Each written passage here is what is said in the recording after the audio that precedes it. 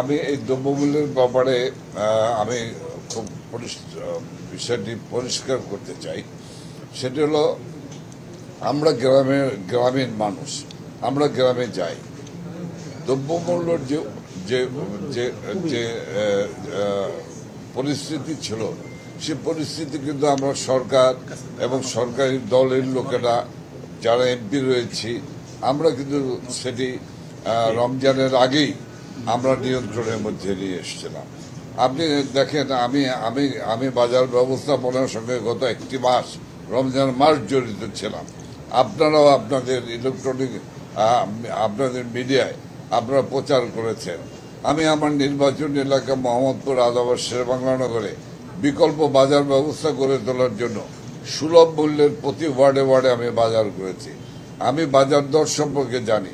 আমি জানি কুমিল্লা নিমসা বাজারে যে বেগুনের কেজি 5 টাকা, সেই বেগুনের কেজি এসে কাওরান বাজার হয়ে new market, town hall market বা হাতিরপুল বাজারে গিয়ে সেই বেগুনটি 70 টাকায় বিক্রি হয়েছে। আমি জানি, আমি বাজার অ্যাসেসমেন্ট করে আমি জানি, আমি বাস্তব ভাবেই আমি জানি যে বগুড়ার মহাস্থাননগর পাইকার বাজারে যে বাজার মূল্য ছিল তার 50 গুণ বেশি এসে ভোক্তাদের হাতে পড়েছে।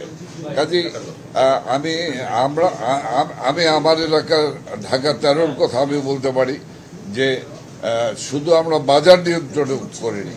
মাননীয় প্রধানমন্ত্রী শেখ হাসিনা তিনি আহ্বান জানিয়েছিলেন যে বর্তমান পরিস্থিতিতে আমরা কোনো ইফতার পার্টি করব না।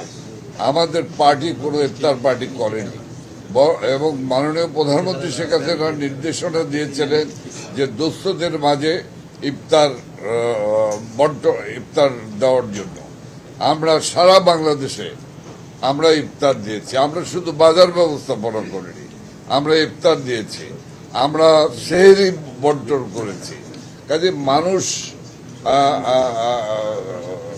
ঢাকার মানুষ যে বাজার পরিস্থিতির মুখোমুখি হচ্ছে, মফস্বলে মানুষ কিন্তু সে অবস্থা নাই। যখন রমজানের আগে, আমি একটি উদাহরণ দিচ্ছি, সেটি হলো রমজানের আগে আমি বরিশালের বাজার থেকে আমি যে করলাটি কিনেছি 60 টাকায়, সেই করলা ঢাকা শহরে এসেই আমি আবার তার 2 দিন পরে কিনেছি 120 টাকায়। সুলভ মূল্যের বাজারে যে লাউটি আমার টাউন হল বাজারে বিক্রি হতো 70 টাকা 80 টাকা, সে লাউটি আমার সুলভ মূল্যের বাজারে বিক্রি করেছে 25 থেকে 30 টাকা। গরুর মাংস যখন 760 টাকা কেজি ধরে বিক্রি হয়েছে, তখন আমার সুলভ মূল্যের বাজারগুলি বিক্রি করেছে 650 টাকায় গরুর মাংস বিক্রি করেছে। এবং আমি খুব গর্ববোধ করি যে এই সুলভ মূল্যের বাজার দেখে বাংলাদেশের বিভিন্ন জায়গায় মাননীয় সংসদ সদস্যরা, আমাদের নেতৃবৃন্দ বাজার বিকল্প বাজারের ব্যবস্থা করেছে। কাজেই বাজারের যে পরিস্থিতি, সে বাজার ঢাকা শহরে একটি পরিস্থিতি, মফস্বলে আরেকটি পরিস্থিতি।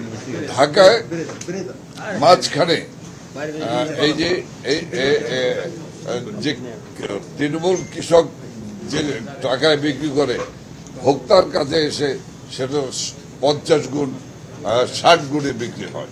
কাজে আমরা এটি নিয়ন্ত্রণের জন্য চেষ্টা করছি। দেখেন, এই সিন্ডিকেট শব্দটা খুব পপুলার শব্দ, কিন্তু আমি বাস্তবে যেটা দেখেছি যে আমি কিন্তু উদাহরণ দিয়ে বলেছি। গাইবান্ধার গোবিন্দগঞ্জ বাজার সম্পর্কে, আমি পাইকার বাজার সম্পর্কে প্রতিদিন আমার কাছে বাজারের দর আসতো এবং আমাদের যুবলীগ ছাত্রলীগের ছেলেরা এই মোকাম থেকে শাক সবজিগুলি কিনে নিয়ে আসতো। সেখানে আমি দেখেছি যে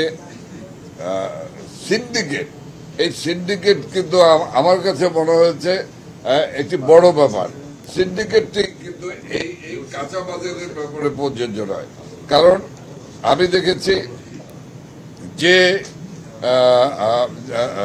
যে যে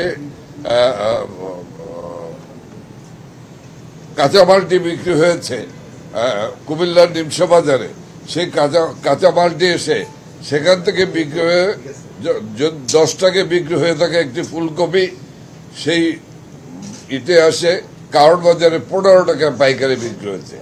সেই 15 টাকার ফুলকপিটি বা বাঁধাকপিটি যখন নিউ মার্কেট বা অন্যান্য বাজারে, টাউন হল বাজারে যায়, তখন সেটি হয়ে যায় 45 টাকা 50 টাকা। তা আপনি সিন্ডিকেট কোথায় বলবেন? আসলে যে মাঝখানে যারা ভোক্তা, যাদের কাছ থেকে মালামালটা কেনে, তাদের ওখানে নিয়ন্ত্রণ প্রতিষ্ঠা হওয়া দরকার। আসলে এখানে এটা অবশ্যই এটা সরকার হিসেবে সরকারের দায়িত্ব। আমরা যারা সরকারের সঙ্গে সংশ্লিষ্ট রয়েছি, আমাদের দায়িত্ব, অবশ্যই দায়িত্ব, এবং এই দায়িত্ব পালন করার ইচ্ছা আকাঙ্ক্ষা আছে বলেই তো আমরা সুলভ মূল্যের বাজার করেছি। আজকে গিয়ে দেখেন, সুলভ মূল্যের বাজার করার কারণে ঢাকা শহরে 15 রোজার পরই বাজার ফল করেছে, বাজার নিয়ন্ত্রণে চলে এসছে। সাধারণ বাজারেও তারা মালামাল কমিয়ে, জিনিসপত্রের কাঁচামালের দাম কমিয়ে ফেলে।